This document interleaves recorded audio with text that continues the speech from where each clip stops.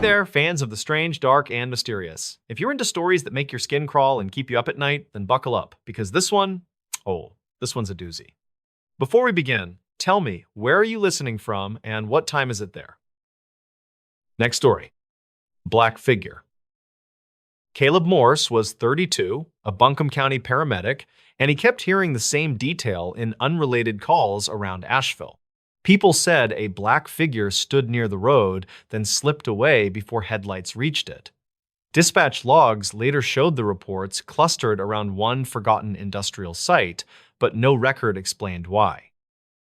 In 2019, Caleb worked overnight units that ran from downtown Asheville out toward the rural edges near Pisgah National Forest. He had been assigned to cover a stretch of state highway where wrecks happened fast and quietly. On paper, it was routine response work with long gaps between radio traffic. In practice, callers kept insisting they had nearly hit someone wearing no reflectors or visible clothing. Most reports came within 3 miles of an abandoned textile facility outside the city limits, where the county had once recorded minor code violations. The building had been closed for years, and state records described it as inactive, with no permitted operations. Caleb only learned its history after a driver called in shaking and asked for deputies to sweep the shoulder. Reportedly, the driver said the figure was tall, narrow, and darker than the tree line behind it. The first time Caleb saw the location himself, it was during a single-vehicle crash with no serious injuries. The driver was 27, a delivery contractor, and he claimed he swerved because something stepped from the ditch. Caleb noted the man kept staring past the ambulance lights toward the closed gate. When a deputy asked for a description, the man repeated that it looked like a person without a face. Caleb did not write down the phrase "without a face," because his reports stayed limited to injuries and scene hazards. Still, dispatch logs show he requested additional lighting and a second unit to search for pedestrians. The deputy later told him they found no footprints in the gravel shoulder. County road crews had recently spread fresh aggregate there, which should have held marks from shoes. A week later, another call came from a couple returning from a late shift at a hospital in Asheville. The caller was 31, a nurse, and she said the figure stood in the lane as if waiting. Her partner claimed it was on the shoulder, not the lane, and insisted it never moved at all. Investigators never confirmed either version because the pair drove away before a unit arrived. Caleb began tracking the times in his own notebook because the pattern felt too consistent for random misperception. Most calls arrived between 1 a.m. and 3 a.m., usually after fog settled along the low ground. Some locals claimed the facility had a history of accidents that never made regional news. Archived notes at a small library in Asheville mentioned labor disputes, but they did not mention deaths. The county file from 2009 offered a different angle because it referenced repeated trespass complaints at the same gate. The file included a few redacted names and one line about suspected metal scavenging. Caleb showed the file to Aaron Voss, 29, a county GIS clerk he knew through a community class. Aaron was mapping derelict sites for an infrastructure project, and she had access to older parcels data. Aaron pulled parcel overlays and noticed a thin strip of land behind the textile property that was not clearly assigned. State records listed it as easement-related, yet the boundaries shifted between 2011 and 2019. Records conflict on whether the strip belonged to the county or a dissolved holding company. Aaron said those gaps often happened when an entity folded without clean paperwork. She also found that the road shoulder near the gate had been rebuilt twice in a decade. Dispatch logs referenced minor collisions there that did not involve the main roadway. One report described a driver striking a mailbox that no longer existed on the tax map. Another described a car landing against a fence that had been removed years earlier, according to county maintenance schedules. Caleb asked Aaron why people would keep seeing a figure at the same spot if no one lived nearby. Aaron said the human brain fills darkness with shapes, especially when a person expects danger. That explanation fit until they compared witness phrasing across calls. Reportedly, several callers used nearly identical words despite being unrelated and from different parts of the county. One man, 44, a rideshare driver, told dispatch the figure was standing still with arms down. He also said it did not reflect light the way clothing should, even under high beams. Another caller, a college student from Asheville, told a deputy the figure looked like a cutout. Both calls occurred within 2 days, yet there was no shared social circle in the notes. Aaron requested the audio archive for the dispatch channel, but some segments were missing due to routine retention. The remaining clips showed comm operators asking for directions and repeating safety reminders. In one clip, the caller whispered that the figure was closer than it should be. The operator asked if anyone else was present, and the caller said no, then ended the call abruptly. Caleb tried to recreate conditions without turning it into a stunt because he understood what attention could do to a rumor. He drove the stretch after midnight while off duty, staying within legal parking areas. The gate stood back from the road behind weeds and broken signage. The facility itself sat deeper in darkness, and there were no lights except distant homes on a ridge. He did not see anything the first night, but he noticed how headlights behaved on the curve. The road dipped and rose, creating a moment where the shoulder looked empty, then suddenly crowded with shadow. A reflective post was missing on the inside of the bend. That absence could have changed depth perception for drivers who were already tired. On the second night, Caleb saw a shape for less than a second near the ditch line beyond the gate. It looked vertical and unmoving, then disappeared when he slowed. He later admitted he could not be sure it was a person. Still, he logged the time and weather because the experience matched what callers described. Aaron followed up by checking archived notes in a county planning office where older inspection reports were stored. One folder from 2011 mentioned a small fire in an outbuilding with no injuries reported. Another note referenced a private security contract that ended early for unspecified reasons. Investigators never confirmed why that contract ended, and the vendor name was partly obscured. A third document described a drainage culvert that ran under the road near the gate. It was flagged for possible collapse in 2009, then marked repaired without details. Aaron said work orders sometimes lacked specifics when a subcontractor handled it. Caleb wondered if a void under the shoulder could explain the repeated minor crashes. That theory did not explain the figure reports, but it explained the location clustering. They spoke with Dana Klein, 54, a retired state trooper living near Asheville who had worked traffic enforcement years earlier. Dana said that corridor produced more late-night calls than people realized. He also said drivers often invented a reason for swerving when they feared liability. Yet he admitted the textile gate had a reputation for strange complaints, even among officers.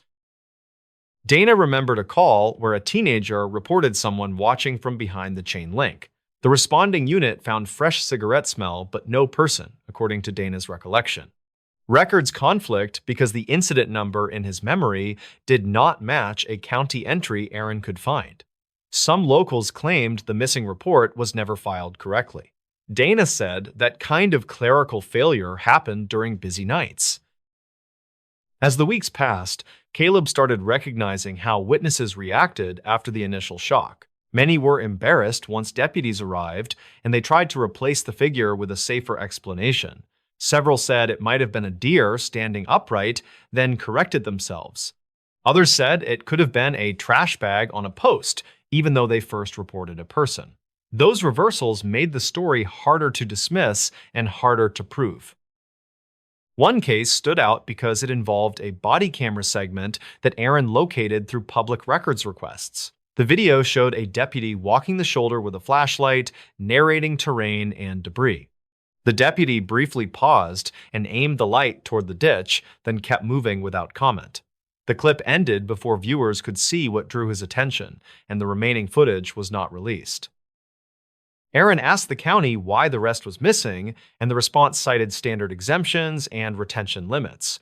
Caleb noted that the deputy's written summary made no mention of unusual findings. Dispatch logs showed no follow-up request for search teams. If the deputy had seen a person, protocol usually required a wider sweep, at least according to Caleb's experience.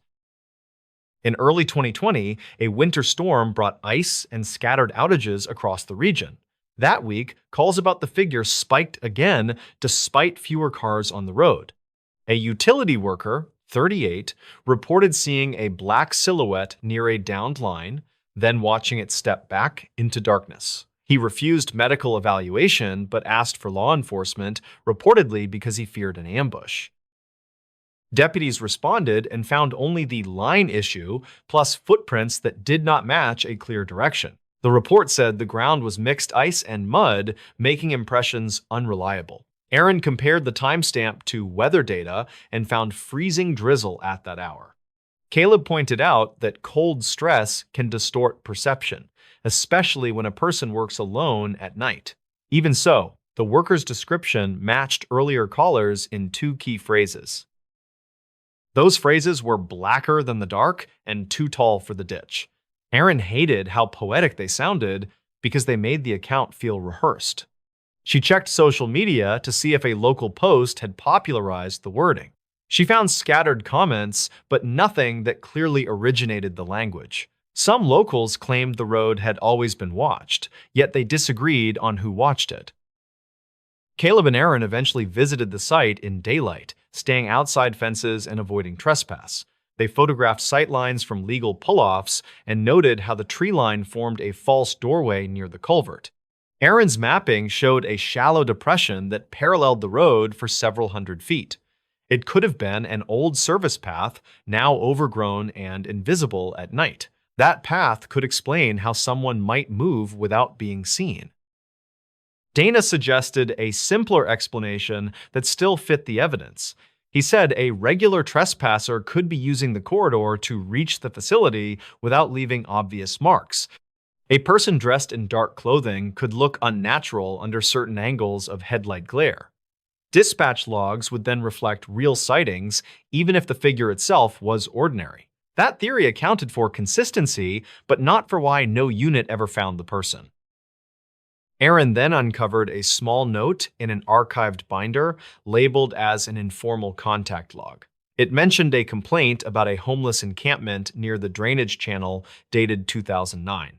The note listed no follow-up and no case number, only a staff signature. Records conflict because another folder claimed no encampments were documented near that parcel. Caleb wondered if the figure reports began as community fear of unseen neighbors. Still, certain details refused to settle into a clean narrative.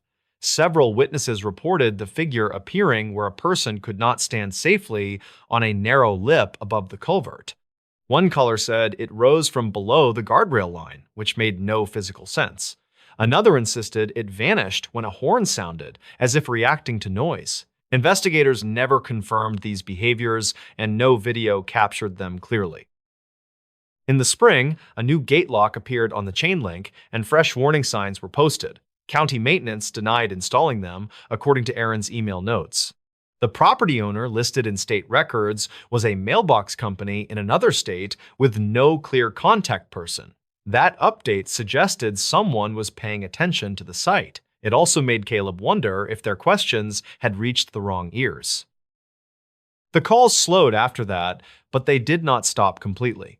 A teenager from Asheville reported seeing the figure on a rainy night, then later admitted he had been filming a prank. His friends swore he was serious at the time, and one claimed the figure was not part of their group. The deputy marked the incident as unfounded. Yet the dispatch recording still captured fear in the caller's voice.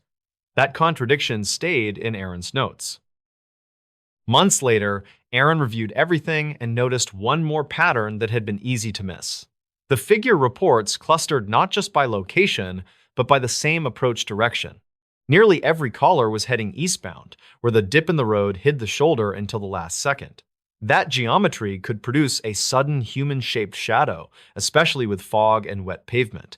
It was a mechanical explanation that felt unsatisfying, but it was testable. Caleb asked a supervisor to request a reflective marker replacement, citing safety without mentioning the figure rumor. The county replaced 2 posts and trimmed brush along the curve in a routine crew visit. After the work, dispatch logs showed fewer near-miss calls in that segment. A few reports still came in, but they were less specific and less urgent. Aaron called that an improvement, not a solution. Dana remained cautious because he believed the remaining reports meant something was still happening along the easement path. He suggested occasional patrols in daylight to discourage trespassers. Caleb agreed because safety mattered regardless of the figure's nature. Aaron filed her final map update and attached the county file from 2009 as context. The project ended with no official conclusion about the black figure, only a quieter road and unresolved testimony. Years later, the textile property was discussed again in a redevelopment meeting in Asheville, and a consultant referenced safety concerns near the curve. The meeting minutes included no mention of a figure, only poor visibility and past incidents. Yet locals still traded the story in low voices, insisting something stood there when headlights approached. Investigators never confirmed a person, a prank, or a hoax, and records conflict on what was ever found. The only consistent fact was that drivers kept braking at the same place, as if they saw someone they could not name. Next story. It followed. In late October of 2019, a quiet chain of reports began outside Harlan, Kentucky, then stopped without explanation. Dispatch logs show short calls from the same ridge road, always ending before deputies arrived. Some locals claimed it was a prank, but archived notes describe a pattern that made officers uneasy. Evan Price was 34, a county road inspector, and he drove that ridge weekly to check storm damage. He was assigned to verify a collapsed culvert near Cumberland River, then photograph any erosion for state records. He brought Maya Torres, 29, a public health nurse, because the route passed a shuttered property with prior complaints. They planned a quick stop, then an early lunch back in town. The property was an abandoned roadside motel on the edge of Daniel Boone National Forest, closed after repeated code violations. A county file from 2009 lists sewage issues, missing guest records, and a manager who vanished mid-lease. Investigators never confirmed why the motel reopened briefly in 2011, but the sign logs show power usage. Evan parked on gravel, keeping the truck facing out, as if the place might trap them. Maya stayed near the passenger door, scanning the windows for movement, because the building looked recently disturbed. The lobby glass was cracked, yet the dust on the sill had clean streaks like a hand wiped it. Evan walked the perimeter, taking photos, then stopped when he noticed fresh tire tracks behind the office. They were narrow, like a small trailer, and they led into the trees. He called the county office, but cell service dropped to 1 bar, then failed during the first ring. Maya checked her phone and saw the same, and she tried a text that never sent. According to later dispatch logs, no call request hit the nearest tower that morning. Records conflict on whether the tower was down or whether their devices never connected. They decided to leave, yet Evan said he wanted one more photo of the culvert for his report. The culvert sat half a mile farther along the ridge, where the road narrowed into broken asphalt. As they drove, Maya watched the mirror and saw a pale shape between trees, then lost it. She didn't describe it as a person, only as something standing where nothing should stand. At the culvert, Evan measured the washout and dictated notes into a recorder, speaking calmly and without extra details. Maya walked a few steps down the slope, searching for illegal dumping that could contaminate water. She found a strip of cloth snagged on a branch, dark and stiff like it dried after soaking. There were no blood tests taken, according to state records, and no lab request was ever filed. When Evan returned to the truck, the passenger door was open, and Maya stood rigid beside it.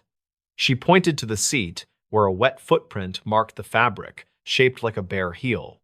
The ground around them was dry, and no one had walked near that side in the last few minutes. Evan photographed the print, then shut the door and locked both sides. They left immediately, but the truck's dashboard clock reset to 12, then began counting forward again. Evan later told a deputy the clock had been correct all morning and he had not touched the battery. Mechanics found no loose terminals, according to a service note filed that week. Investigators never confirmed whether the reset happened because the truck was not examined until days later. On the Ridge Road, Maya heard a tapping from the rear window, soft and rhythmic, like fingernails on glass. Evan said he heard nothing, yet he slowed down and tightened his grip on the wheel.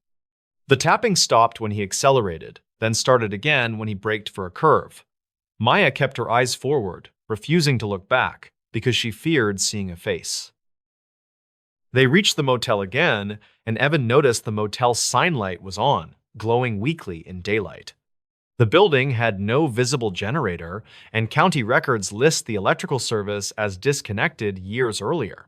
Maya saw a shadow cross the lobby wall, though no figure appeared in the window. Evan drove past without stopping, but the light stayed on until the road dipped away. A mile later, they met Deputy Nolan Hart, 41, a sheriff's deputy, who had been sent for a welfare check. Dispatch logs show a neighbor called about a truck stopping and starting near the old motel that morning. Nolan asked where they'd been, and Maya described the footprint and the tapping without embellishment. Nolan wrote their names, then followed them for several minutes, keeping distance. Nolan later told investigators he saw no one on foot, yet he noticed these same narrow tire tracks behind their truck. Those tracks were not visible when he first spotted them, according to his archived notes. He assumed a vehicle had turned around on the shoulder, but there were no other cars in sight. Records conflict on whether Nolan mentioned a white blur in his first statement or only in a later interview. Back in Harlan, Evan filed his culvert report, then added an extra page describing possible trespass at the motel. County clerks stamped it, and it became part of a routine packet, yet someone later removed that extra page. Archived notes show a supervisor asked why the attachment was missing, then dropped the issue. Evan insisted he never pulled it, and he sounded irritated rather than frightened. Maya requested a follow-up inspection with law enforcement present, but it was delayed. That night, Maya's apartment complex security camera recorded her returning from work, then stopping at her own door. She stood still for 18 seconds, staring down the hallway as if listening for steps. The footage shows her entering quickly, then locking the door twice, checking the latch both times. She later told a friend she heard tapping on her bedroom window 3 floors up. No one claimed there was a ladder, yet a neighbor reported a faint scratch line on the exterior siding below Maya's window. Building maintenance painted over it within a day, according to a work order Maya later requested. Investigators never confirmed the scratch existed because the photo Maya took was blurred and time-stamped incorrectly. Still, dispatch logs show she called the non-emergency line, then hung up before speaking. Evan experienced something different, and it began with his truck behaving like it had an unwanted passenger. He found mud on the passenger floorboard each morning, though he parked on clean pavement. He vacuumed it, then the mud returned, darker and wetter, with small leaf fragments from hardwood trees. A mechanic suggested he'd tracked it in himself, but Evan's boots were dry when he arrived. 2 days later, Evan drove to a state office in Hazard for a meeting, then noticed a car behind him for most of the route. It was a light sedan with a dull finish, and it kept the same distance even through traffic changes. Evan tested it by turning into a gas station, then circling back out, and it followed. Security video later confirmed the sedan existed, though the plate was unreadable. Evan told Nolan about the sedan, and Nolan ran partial descriptions through local databases with no match. State records show no plate hits for that corridor during that time window. Some locals claimed drug runners used that ridge route, and the motel was a handoff point years earlier. Investigators never confirmed that rumor, but a county file from 2009 mentions suspicious cash deposits. Evan didn't care about the rumor because he wanted the following to stop. Maya tried to treat it like stress, focusing on work and avoiding the ridge road entirely. Yet she began finding small wet prints near her sink, too small for adult feet, then disappearing by noon.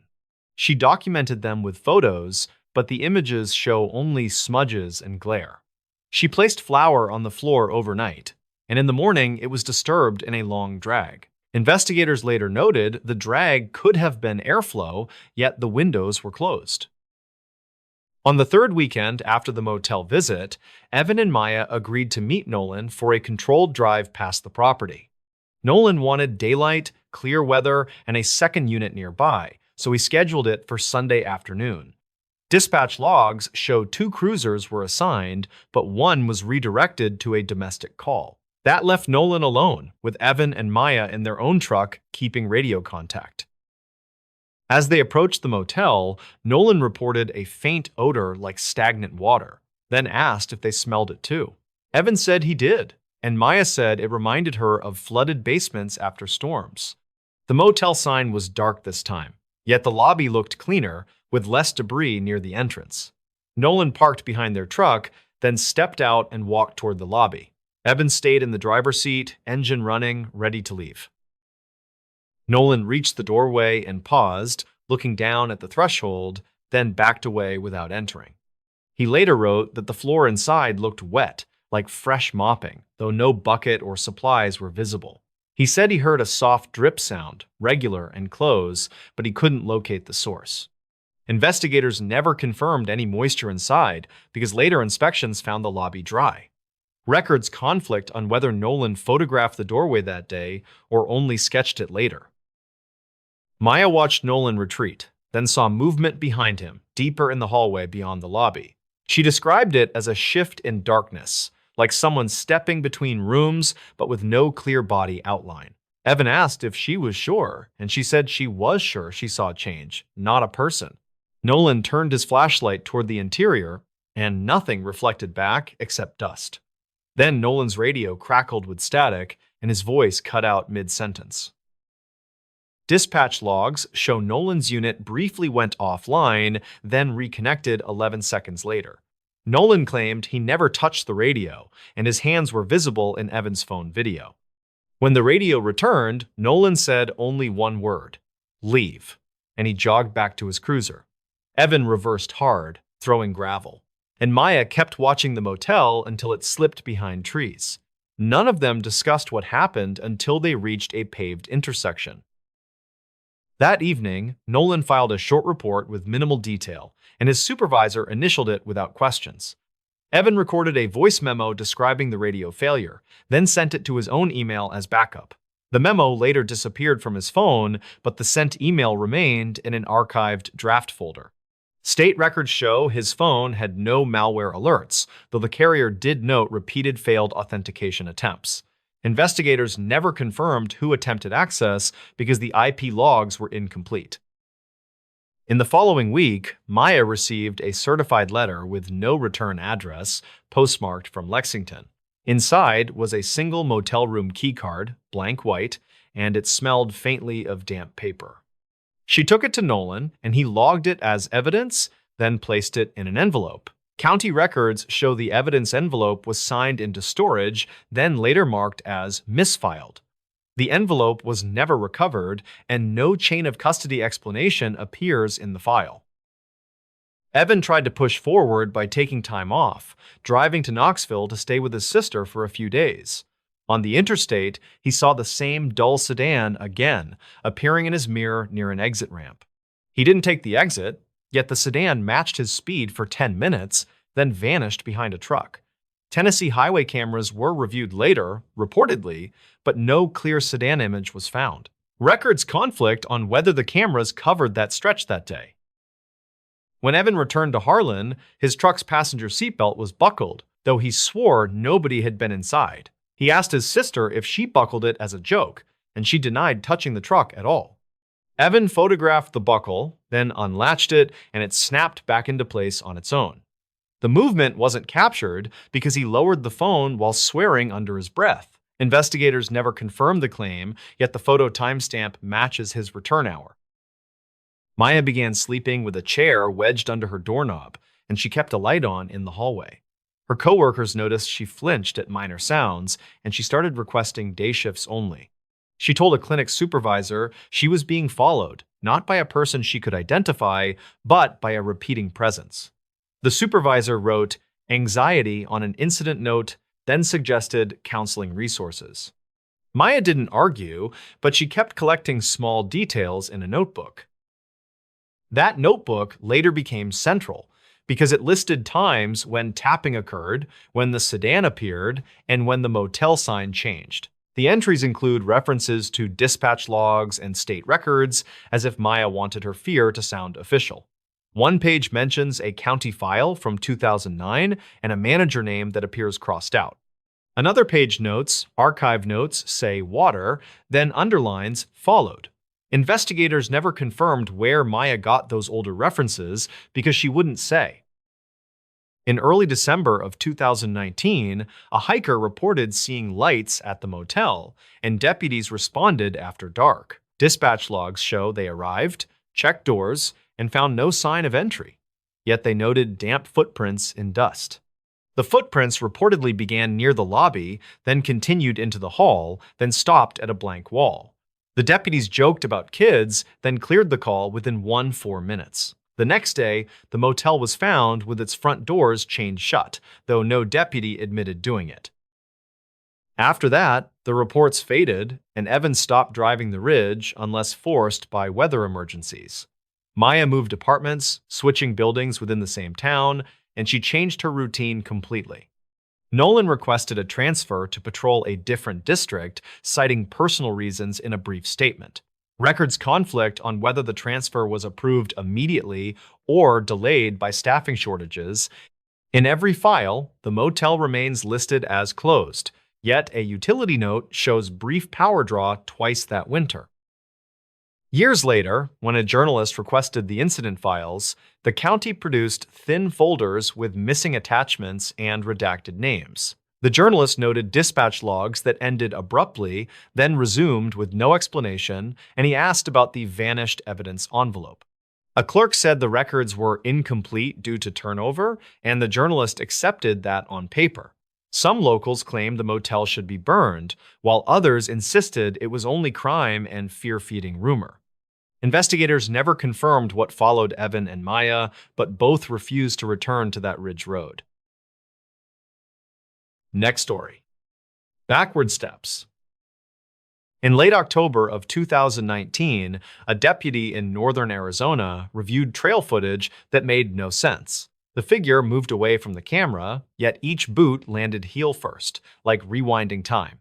Dispatch logs showed no prank reports that week, and no one had filed for a night permit. Reportedly, the same odd gait appeared on 2 other cameras miles apart. Ethan Mercer was 32 and worked as a park ranger near Flagstaff, assigned to close side trails before winter weather. He was practical, careful, and trained to treat strange reports as paperwork problems first. Leah Park was 29. A graduate student mapping erosion patterns for a university field project in the same region. She had a small grant deadline, and she needed clean measurements before the first heavy snow. On the morning after the footage review, Ethan met Leah at a ranger station outside the city. State records showed recent vandalism complaints at 2 trailheads, so their plan was routine monitoring. Ethan would check closures, Leah would photograph soil cuts, and they would be back by sunset. The deputy on duty, Mark Delling, was 41 and asked them to note anything unusual. The first hike was ordinary, and the forest looked dry despite cooler air and early frost. Their radios were quiet except for a brief channel check from dispatch that sounded bored. Leah set small marker flags and took notes, speaking softly so she could hear wind changes. Ethan watched for fresh tire tracks near the access road, since archived notes mentioned illegal off-road loops there. Nothing looked disturbed, and nothing suggested a person had been near the cameras recently. Near mid-afternoon, they reached a junction where a narrow trail fell into a shallow drainage. A weathered sign listed rules, and the bottom corner had been scraped clean by something sharp. Ethan photographed it for a county file from 2009 that tracked repeat vandalism in the district. Leah noticed footprints in sandy soil spaced strangely close together, like short, shuffling steps. The prints pointed downhill, yet the toe marks were faint and the heel marks were deep.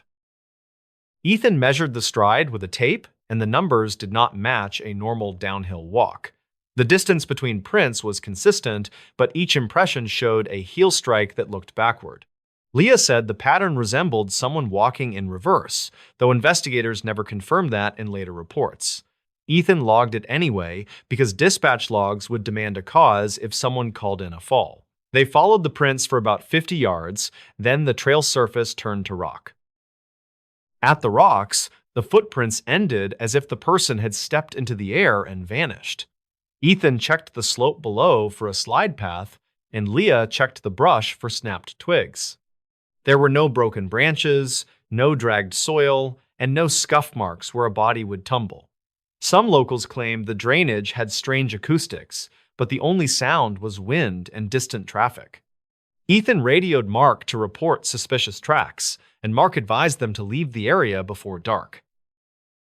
They returned to the station after sunset, and Mark met them in the parking lot with a tablet. He showed them a still image from the trail camera, time-stamped 2019, October 27th. The figure wore a light jacket and a cap, and the face was a blur from low light. The stance looked wrong, with knees bent and shoulders angled as if resisting a pull. Mark said, reportedly, the camera never triggered on animals that night, only on that figure. Ethan asked to see the full clip, and Mark played it twice without speaking. The person entered the frame facing the camera, then turned away and moved down the trail. Each step landed heel first, and the arms moved as if the body were marching backward. Leah stared at the footfalls because the ground looked flat, and the movement seemed deliberate. Mark said records conflict on whether the clip was altered because the metadata did not match the station clock. Leah requested the raw file for her research archive, and Mark refused because it was tied to a pending vandalism inquiry. He did share a second clip from another camera near a different trailhead outside Flagstaff. The same jacket appeared, but the cap was missing, and the head seemed bare in the moonlight. The figure paused near a signpost, then backed away along the trail as if guided by memory. Dispatch logs that evening listed no calls from hikers, despite the cameras triggering after midnight. Ethan suspected a technical error, like a reversed file or a mirrored frame. He checked the camera models in the equipment shed, then compared their settings against the maintenance sheet. The settings were standard, and the time drift was within acceptable limits. Archived notes from previous winters mentioned occasional corrupted clips, but nothing described reversed walking. Leah asked if someone could have hacked the devices, and Ethan said the cameras were not connected to any network. 2 nights later, Mark called Ethan with a new report that sounded more serious. A jogger near a trailhead had found a shoe beside the path, with mud still wet. Dispatch logs recorded the call at 5:12 a.m., and the jogger reported hearing steps behind him. When he turned, he saw no one, yet the sound kept pace for several seconds. Mark collected the shoe, and state records later listed it as a men's size 10 with no prints recovered. Ethan and Leah returned to the area that afternoon because Leah worried her markers could be tampered with. The weather was clear, and the trail was busier, with families and dogs near the first mile. They watched hikers pass, and no one walked oddly or moved backward. Ethan checked the junction where they found the strange prints, and the sand had been disturbed by many normal steps. Leah found one of her flags missing, though she could not prove it had been moved by a person. They finished their work and headed back, but Ethan stopped near a bend where brush hid a small clearing. In the clearing, a cluster of stones formed a rough circle, like someone had arranged them by hand. The stones were local basalt, and they looked recently lifted, with fresh dirt on their undersides. Leah photographed the circle and noted its diameter because county records sometimes tracked informal campsites.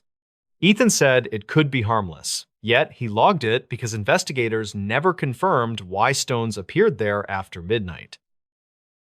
That evening, Mark ran the shoe through a regional database and found no match. He also checked missing person reports in Coconino County, but none fit a recent hiker loss. Records conflict on whether any transient camps were removed that month because one agency list did not align with another. Mark noted that the shoe's tread had a fine sand that matched the drainage area. Reportedly, a faint heel drag line was visible on the outer edge, like a person had been pulled backward. Leah began to worry the backward steps were staged to scare people away from something else. She had heard rumors of illegal dumping in forest gullies, and she wondered if someone wanted fewer hikers nearby. Ethan reviewed archived notes about dumping, and most incidents were minor, like tires and scrap metal. Still, dispatch logs showed a pattern of odd calls in the same corridor, mostly at night. Some locals claimed the corridor was cursed, but investigators never confirmed any consistent physical threat. A week later, on a Friday in early November of 2019, the cameras triggered again. Mark called Ethan before sunrise and asked him to come to the station immediately. The new clip showed the figure standing very close to the camera, facing it directly. The face remained a blur, but the mouth area moved as if speaking, though the camera had no audio. Then the figure took 3 steps backward, heel first, and disappeared into darkness. Ethan noticed something different, and he replayed the clip frame by frame on the tablet. The person's jacket looked the same, but the left sleeve had a reflective strip that had not appeared before. Leah recognized that strip as common on municipal workwear, like road crews or sanitation staff. Mark checked state procurement records and found that several departments used similar jackets. Records conflict on whether any such employee was assigned near the trails at that hour. Mark said, reportedly, the clip's timestamp jumped forward 7 minutes during the 3 steps. Later that day, Leah visited a public library in Flagstaff and requested old local news archives. She found a short mention from 2011 about a utility worker who fell into a drainage during a night inspection. The article said the worker survived, but suffered a head injury and could not recall the minutes before the fall. Leah found a separate archived note in county minutes that referenced a liability claim settled quietly. Investigators never confirmed the exact location, and the records conflict on the trail name due to renaming. Ethan and Mark drove to the drainage area with printed maps comparing old names to current signage. The route matched the junction where the backward footprints had appeared, though the older document used a different label. Mark checked for any memorial marker, but found none, and the place looked ordinary in daylight. Ethan inspected the rocks for signs of a fall, like impact scars or blood staining, but nothing remained after years of weather. Leah said some locals claimed the worker walked backward after the accident, but she could not find a direct source. The only hard detail was the settled claim logged in a county file from 2009 and updated later. That night, Mark arranged a stakeout with Ethan, using an unmarked vehicle near the trailhead. They were not hunting ghosts, and the plan was to catch a vandal or trespasser. The air was cold, and the sky was clear, making any movement easy to see. For hours, nothing happened, and dispatch logs stayed quiet except routine traffic stops in town. Around 1:40 a.m., the trail camera sent a trigger alert to the station system. Mark and Ethan walked in with flashlights and kept their beams low to avoid blinding themselves. The trail was empty, and the only sounds were insects and wind through pine needles. They reached the camera and found fresh heel marks in soft soil, evenly spaced and aligned with the path.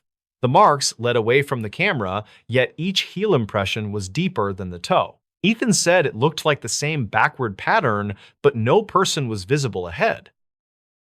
They followed the marks for several minutes, and the prints continued without deviation. Mark noted that the stride length matched a taller adult based on spacing and depth. Then, near a bend, the marks stopped on a patch of hard rock, exactly like before. Mark swept his light across the brush, and a reflective strip flashed once from deeper trees. Ethan moved toward it, and the light vanished, leaving only darkness and stillness. They searched for 15 minutes and found nothing but a faint scuff line that angled backward down the slope. Back at the station, Mark reviewed the clip captured during the stakeout. The camera showed the figure again, moving backward past the lens, heel first, arms stiff at the sides. At one point, the figure turned its head slightly, as if looking over a shoulder, though the body kept retreating. The reflective strip on the sleeve flared bright, then dimmed as the person entered a blind spot. Records conflict on the exact trigger distance because the camera should have captured more frames. Reportedly, the clip ended early, like the battery dropped suddenly despite a recent replacement.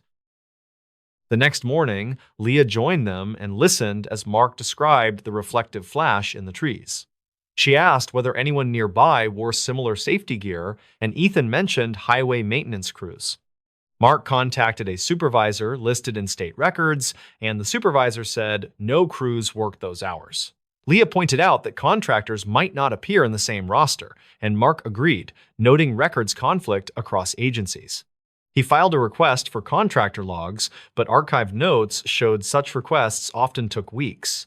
Meanwhile, the trail cameras kept triggering every few nights, always after midnight. As November progressed, hikers began reporting an unsettling detail that sounded consistent. Several callers said they heard footsteps behind them, then noticed the sound continued when they stopped. Dispatch logs described one woman who turned and saw a person far back on the trail moving away from her while facing forward. She said the motion looked like moonwalking, yet she insisted she was not joking.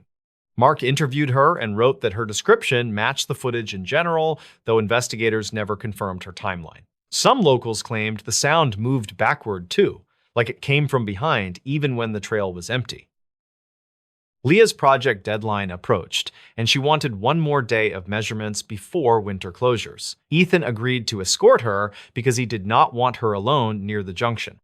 They arrived around noon, and the trails were quiet, with fewer families as temperatures dropped. Leah worked quickly, placing a final marker and photographing a small undercut bank. Ethan stood watch near the path, scanning for anyone in a light jacket with reflective trim. He saw no one, but he found a new set of heel-heavy prints close to Leah's marker. The prints circled her flag, then pointed toward the drainage, then returned to the trail. The pattern looked like a person approached, examined the marker, and backed away without turning around. Leah's hands shook slightly as she took photos because the soil detail was fresh and sharp. Ethan radioed Mark and asked for a unit to check the area, but Mark said all deputies were tied up on a highway collision. Dispatch logs confirmed the collision with multiple calls from motorists at the same time. Ethan decided to leave immediately, and Leah agreed without arguing. On the drive back to Flagstaff, Leah reviewed her photos on the camera screen. In one image, behind the flag and beyond the trail, a pale shape appeared between trees. The shape was small in frame and blurry, yet it looked like a person's back and jacket. The odd part was the orientation, because the reflective strip seemed on the wrong side compared to earlier clips. Leah wondered if the image was mirrored by her camera settings, though she had never used that mode. Ethan said it could also be a lens artifact, and investigators never confirmed either explanation. Mark requested Leah's original photo file, and she provided it along with metadata. The metadata showed no mirroring, and the timestamp matched her work window. Mark compared the reflective strip location to the trail footage and noticed a mismatch. Records conflict on which sleeve had the strip in different clips, because lighting and angle could change perception. Still, Mark noted the inconsistency, since a deliberate prank might involve swapping jackets. Reportedly, the same inconsistency appeared in an older clip from 2019, October 29th, after a brightness adjustment. In early December, a cold front moved in and forced partial trail closures near the drainage. Ethan posted signs and checked gates, following standard winter protocol. That week, dispatch logs showed fewer night calls in the corridor, and the cameras triggered less often. Leah left the area to finish her semester, but she kept emailing Ethan about the backward prints. Mark filed the case as suspicious activity, not a crime, because he had no suspect and no clear victim. Some locals claimed the closure stopped the phenomenon, yet investigators never confirmed a cause and effect relationship.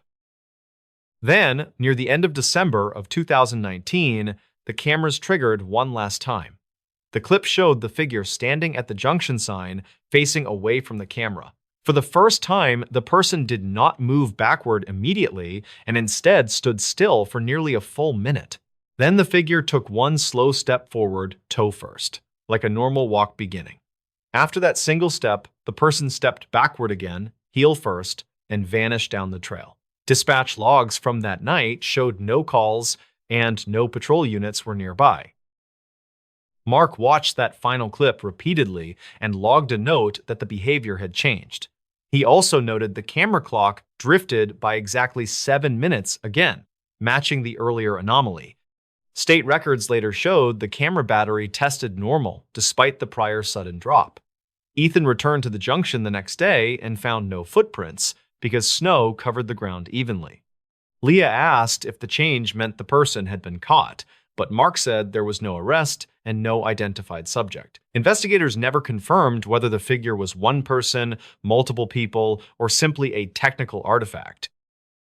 By spring of 2020, the closures lifted and hikers returned, and the corridor became ordinary again. Ethan stayed with the Ranger Service, and he filed his notes into the district archive, careful to avoid assumptions.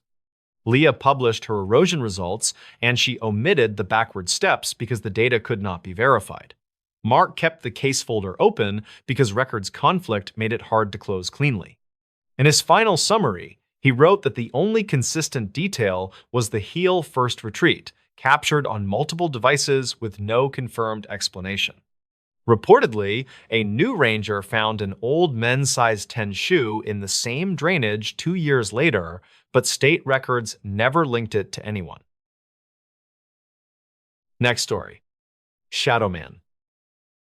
In late autumn, a few residents around Flagstaff, Arizona, reported a tall figure that never showed a face and never made noise. Dispatch logs later showed repeated calls from the same ridge road, yet the descriptions didn't match. Investigators wrote that fear traveled faster than facts, and state records still list the incidents as unresolved. Ethan Hargrove was 34 and worked as a contract wildlife biologist for a regional conservation group. He arrived in northern Arizona to document bat activity near several abandoned mine adits outside Flagstaff. His permit required sunrise counts, so he rented a small room at a roadside motel near the edge of town. He traveled alone because the project budget only covered one field technician.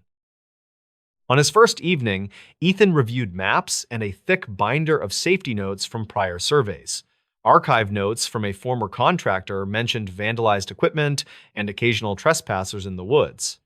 The manager warned him about theft, then added that hikers sometimes got spooked by shadows on the pines. Ethan nodded, then asked about a second lock for the door. The next morning, he drove toward the forest, parked near a gated service track, and hiked with a headlamp. He reached the first adit before daylight and set his recorder on a flat rock. The site was quiet, and his log shows normal bat chatter on the device. When he looked back toward the trees, he thought he saw a person standing between trunks.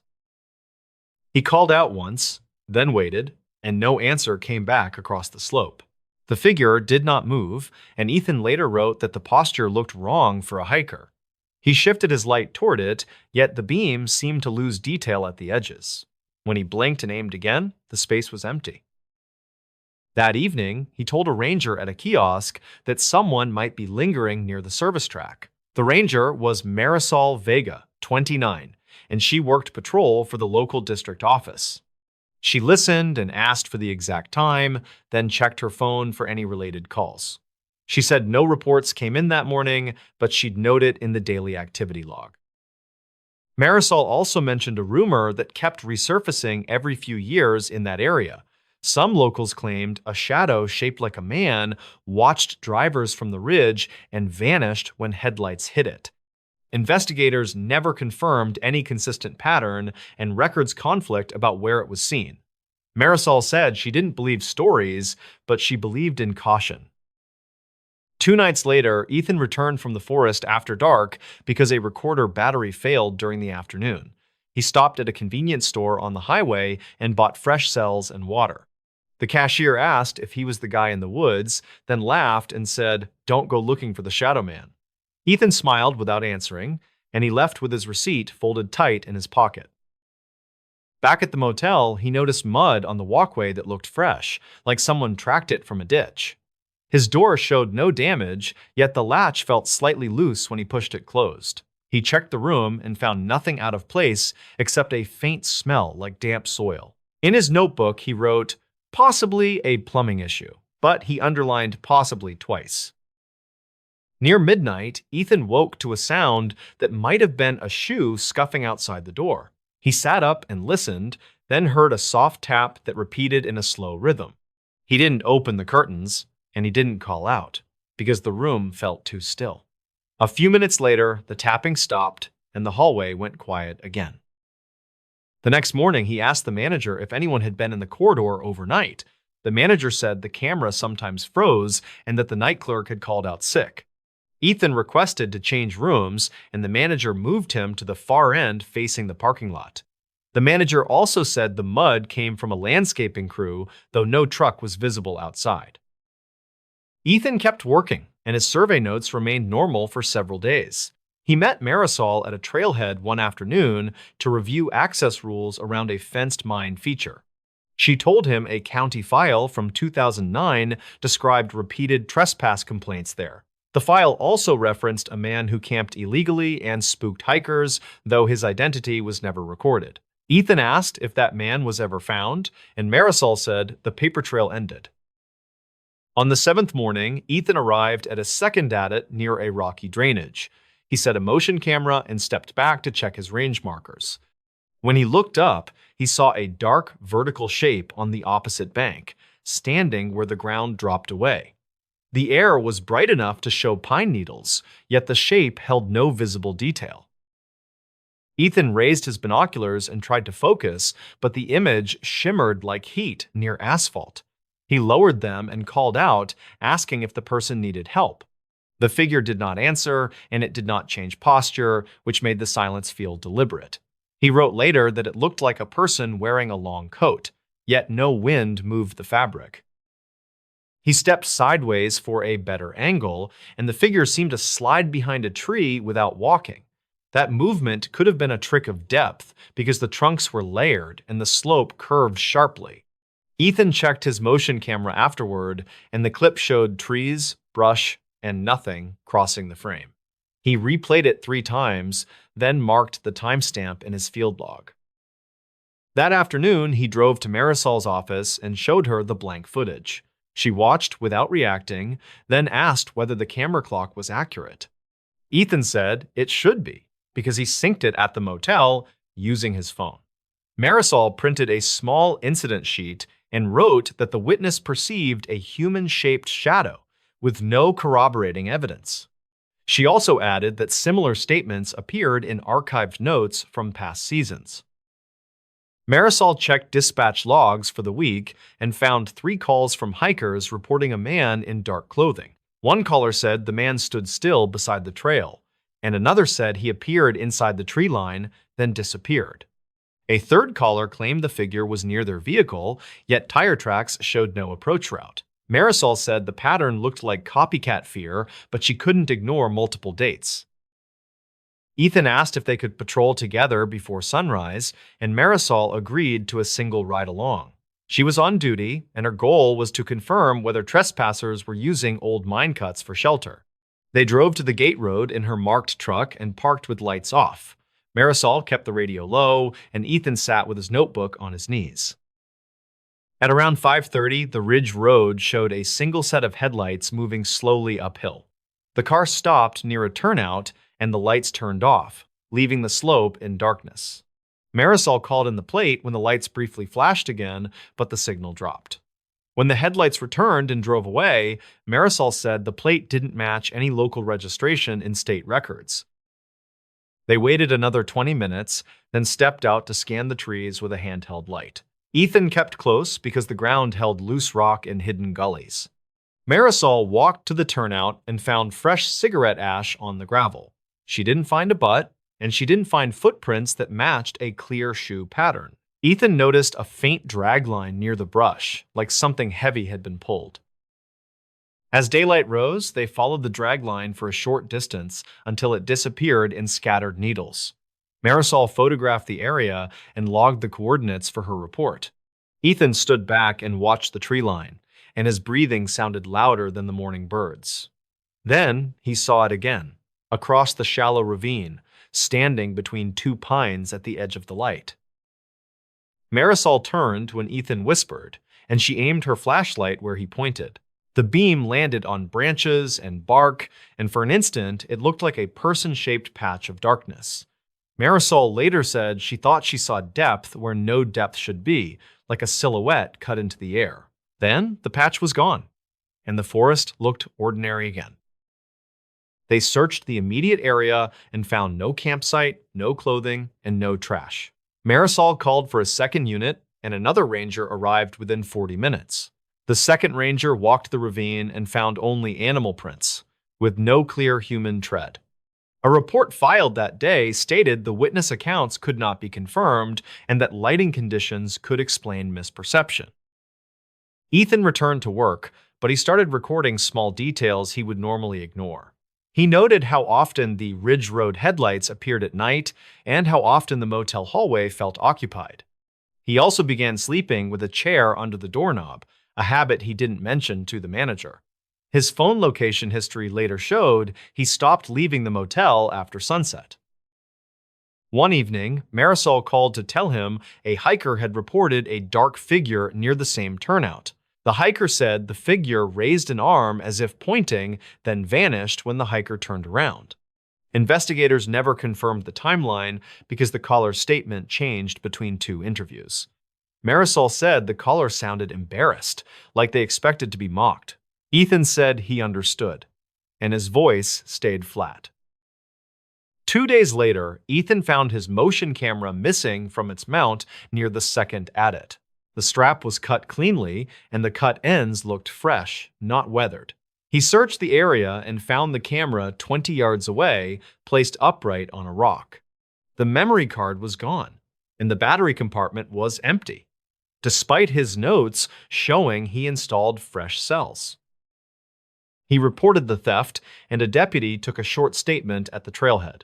The deputy referenced state records showing occasional gear theft, often tied to illegal firewood cutting. Ethan asked if anyone had been arrested near the adits, and the deputy said not recently.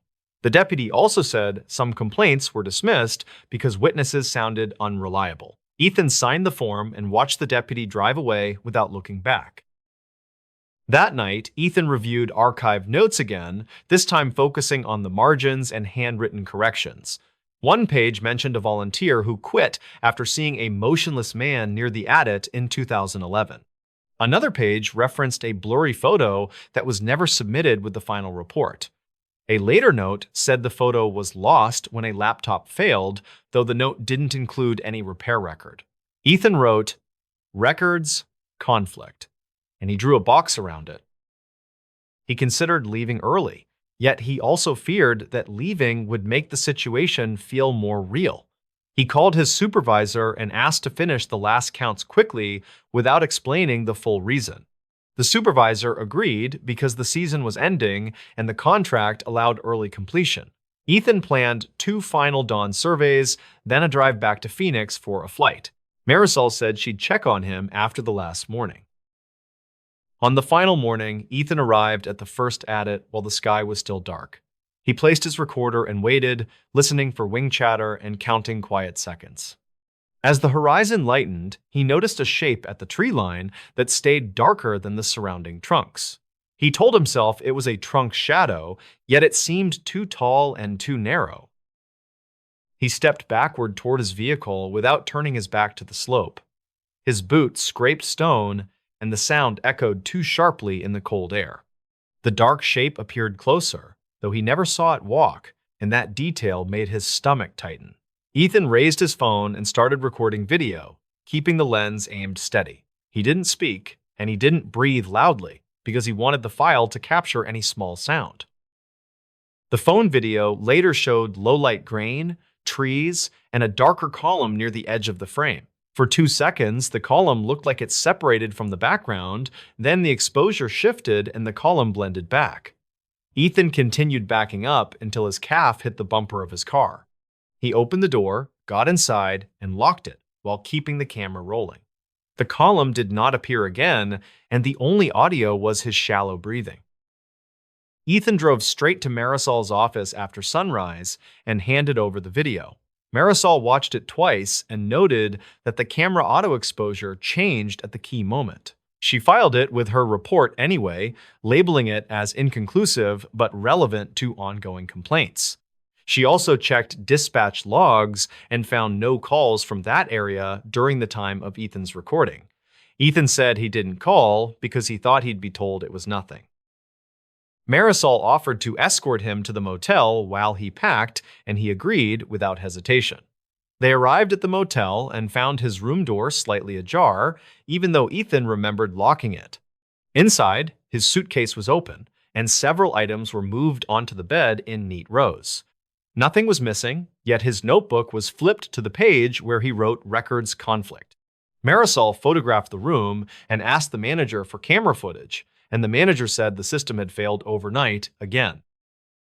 A later follow-up referenced maintenance records showing repeated outages, though the dates were inconsistent across invoices. The manager reportedly replaced the recorder and the night clerk changed, yet the corridor camera still had gaps. Ethan left Flagstaff that day, and his contract file shows he completed the minimum survey hours.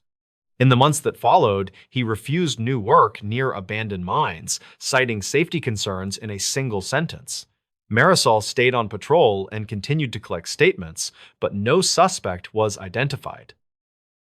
Years later, archived notes from the district still include brief references to a shadow-shaped witness report near that ridge road. Some locals claimed it was a transient who learned to hide in the trees, and others claimed it was a trick of headlights. Investigators never confirmed either explanation, and state records keep the incidents under miscellaneous complaints. Ethan's phone video remains in the case file, labeled uncertain and not suitable for identification. The story persists because the evidence never settles, and because no one can prove what kept standing there.